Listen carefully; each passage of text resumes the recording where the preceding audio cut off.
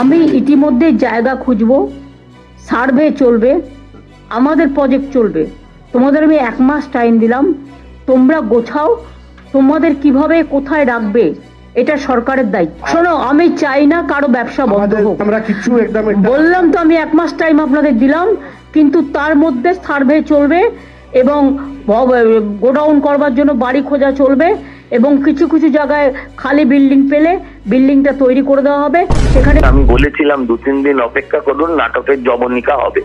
এটা জবনিকা পাঠ হলো, একটু পুরোটাই ইমেজ বিল্ড আপ।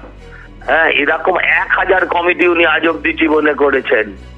হ্যাঁ, ওই সারদার কেসের সময় শ্যামল সেনের কমিটি করে উল্টে টাকা খেয়ে নিয়েছে সেই কমিটি। 500 কোটি টাকা না কত কোটি টাকা তুলেছে, সে টাকারও হিসেব। হ্যাঁ, তো এখানেও কমিটি সব নাটক। হ্যাঁ, আচ্ছা, যদি কমিটি না করবেন তাহলে আপনি এতগুলো স্টল ভাঙলেন কেন? যদি তাদের সরানোর সুযোগ দেবেন, অর্ধেককে সুযোগ দিলেন, অর্ধেকে ভাঙলেন কেন?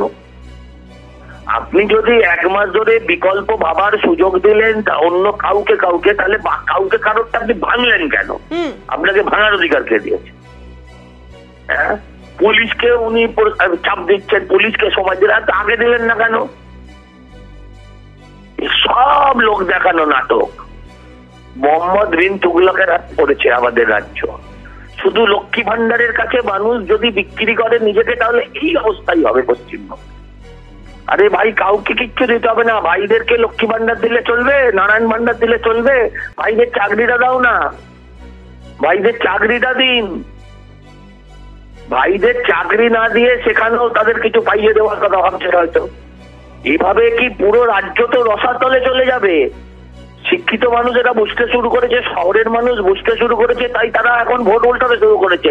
শহর মানে কিন্তু আর কলকাতা শুধু শহর নয়, নন্দীগ্রামও দেখলে আপনার শহরই মনে হবে। নন্দীগ্রাম গ্রাম মনে হয় আপনি গেলে পরে, সেগুলোও শহরে পরিণত হচ্ছে, সেখানকার মানুষ আপগ্রেড হচ্ছে। আগের বারে শুধু কলকাতা পুরসভায় এগিয়েছিলাম লোকসভা, এবারে 67টা এগিয়ে আছি, আর বাকিটা পঞ্চায়েতও নিয়ে নেবো আমরা বিধানসভার নির্বাচনে 26-এ।